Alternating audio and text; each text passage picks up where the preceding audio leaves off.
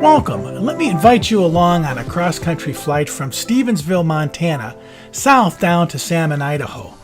It's going to be about a just under 100-mile journey, and it'll take trikes just a little over an hour flight time to make the trip.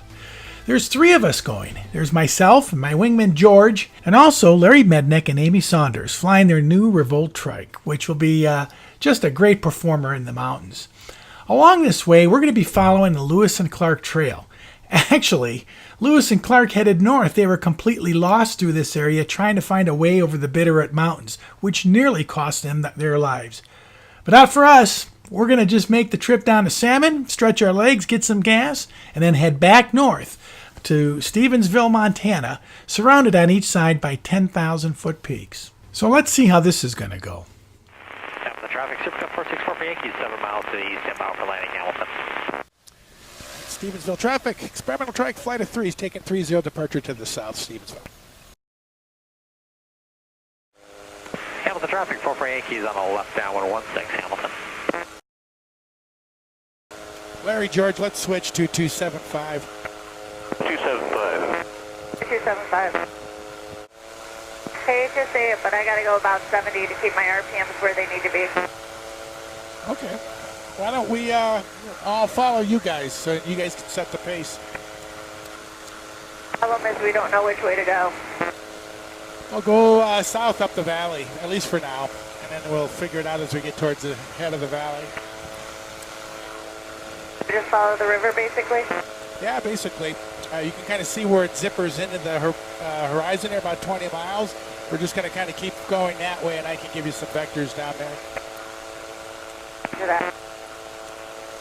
Easy peasy where we're going this first leg. Pretty smooth up here, George. It's just 10-mile-an-hour headwind. I don't know. I'm showing 65 ground and about 68 indicated, so it's not much. Showing 79 airspeed and 68 ground speed. I'm flying with a huckleberry and a blueberry this morning. Did you like your fruit? That would make you a banana. Hey, salad. That's right, on the banana, it's a fruit salad. Bunch of fruit salads headed down. Tom, we're going to call you Chiquita. You're going to what? Call you Chiquita. Bananas. Okay, I'll be Chiquita. Chiquita. Chiquita kind of sounds like tequila, so I'll go with that.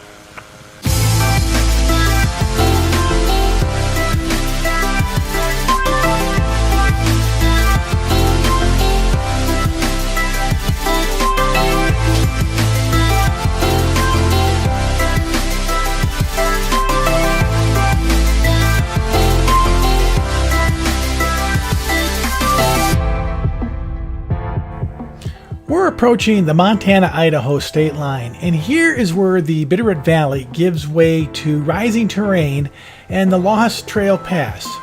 I wonder why they named it the Lost Trail Pass. From there we drop down into the state of Idaho, but not without seeing some cool sights and enjoying some interesting stories along the way. So, Amy, have you heard the history of Chief Joseph and the situation he had with the U.S. Cavalry? That is so sad. It is. It's a sad story, but it's a piece of American history and they came right through this area, and we're going to fly kind of near where the battlefield was, well, the massacre field was. We stopped there years ago and listened to the story. It is pretty sad. We're talking about the incredible story of Chief Joseph. You know, from where the sun now stands, I will fight no more forever. And it was through here that he was pursued by the U.S. Cavalry as he tried to make the 1,000-mile journey to the Canadian border. However, now on an upbeat note, this valley that we're flying over to our right is where Lewis and Clark expedition came through, heading north. They were looking for a way through these terrible mountains. Yeah, I would think these might be a little rough to travel over. Well, they were trying to find the next river passage that would take them to the west.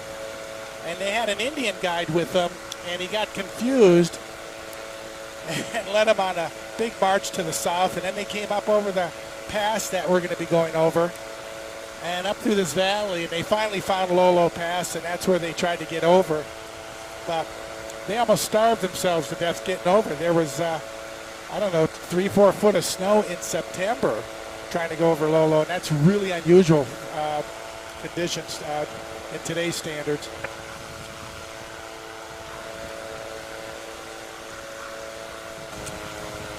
At the south end of that valley is that ghost town of Bannock. I was checking that out online. That looks pretty cool. There's a lot of history back here. Bannock was discovered gold in the mountains there, and obviously that brings everybody in. I'll bet you they had maybe 10,000 people that live in there during the heyday, but it was a contender for the capital of Montana. Hey, I just thought of something, Amy. There's the big Copper Kings. Butte, Montana is a huge copper mining town, and there were two guys that were involved with that were absolutely rich beyond belief. One guy bought a whole city block in New York and built his house on a whole city block. They eventually had to tear it down because it was just too big and in the way after he was gone. But it took, I guess, 9 years to build. There's some huge mansions in Anaconda and Butte, but I think there's something in Stevensville and or in this area, Hamilton, somewhere in the valley, there's a big mansion that's open to tour to the public. I think we should go do that. It would be fun. Well, just to kind of see how elaborate they were. I mean, it's some really weird Western history out here. And when we were going through Deadwood was another area discovered with gold, and everybody went in there, and that's where Wild Bill was shot, all that business. Well, those guys were so filthy rich, they were one of the first towns to get electricity when electricity was discovered out in the middle of nowhere, Deadwood, South Dakota. Who would have thought that? That's crazy. I know, there's just some, really interesting things about the history out here, from the Indians and the mountain men to the settlers and mining barons and everything. I had no idea there was so much history here. Tom, you going in for a low level down there? Yeah, I'm setting up. Once we cross over into Idaho, we drop down into this basin that holds the Salmon River. And from there, we just simply follow the river into the town of Salmon itself. Thanks so much, guys, for doing this and going slow with us. And this is just amazing. Oh, easy peasy. Wonderful. So much fun flying formation. Sure. Tom, since you're so fast, we're going to follow the river and you can catch up. Okay, that's where I'll be.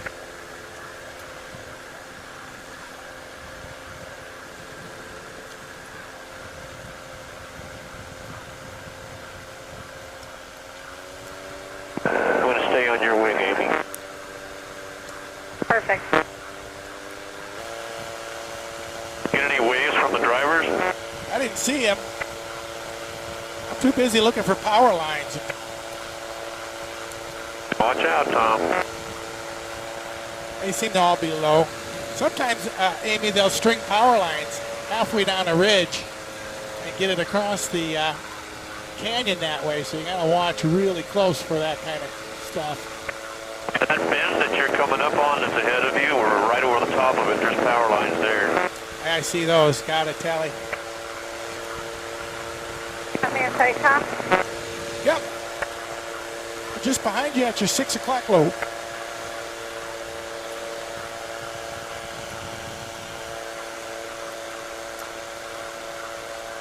There's another eagle, George. Hey, so where is he from relative to you? Nice big one too. It'll fit well on the Barbie. Nice. Hey! I don't really eat eagles. Do you? Now, we really don't eat eagles in the Pacific Northwest, but if I can pull on a leg, I certainly will. They're delicious. Another eagle. I'm getting hungry. Yeah. Some other bird right down there. Wasn't an eagle, it was something else. Man, I want to see the eagles. Looking, they're down there. George, I'm right kind of at Amy's 7 o'clock low. I can't see you. Gotcha. Okay.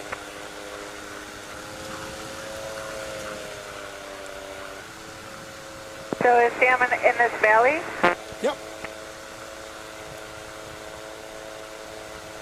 There's a big valley that's over the top of this ridge in front of us, Amy. No, I'm going to go off freak and check EWA, see if it's up. Okay, we'll wait for you here. Is the frequency 1228 there? Yeah, we don't have to do nothing. 122.8. Boy, look at those mountains way out there at 2 o'clock. That's out there in the Frank Church Wilderness area. So back up, Tom. Calm winds, beautiful conditions, 3019, density altitude 4800. Cool. So we can take runway 17. Amy, the Northwest was made for trike flying. Just amazing. I'm just jumping over you here, Amy. Heavy traffic. Experimental trike flight at 3 is 3.5 miles north, inbound for 17 for the overhead lemming. Amy, are you familiar with the overhead approach? But I'll follow you in. All right, what we'll do is we'll be a right echelon going overhead the numbers. I'll brake first. You continue straight. Get your separation, and then you brake second. George continues straight. You'll brake third after he gets his separation. And we'll just go overhead the runway heading, so it's pretty simple. Do that. You got the field in sight? No, I'm still looking for it. 2 miles. Should be out there somewhere. Right off to your left. Okay, got it. Copy. And let me traffic experimental trike flight of 3s. We're overhead the field on overhead left approach. Full stop. Runway 17, letting. Number 1's in the brake.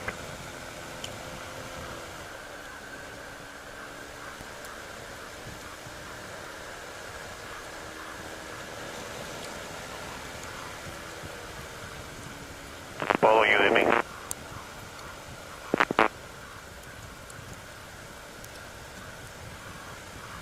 Lemming traffic, number 2, left downwind for runway 17. Lemming.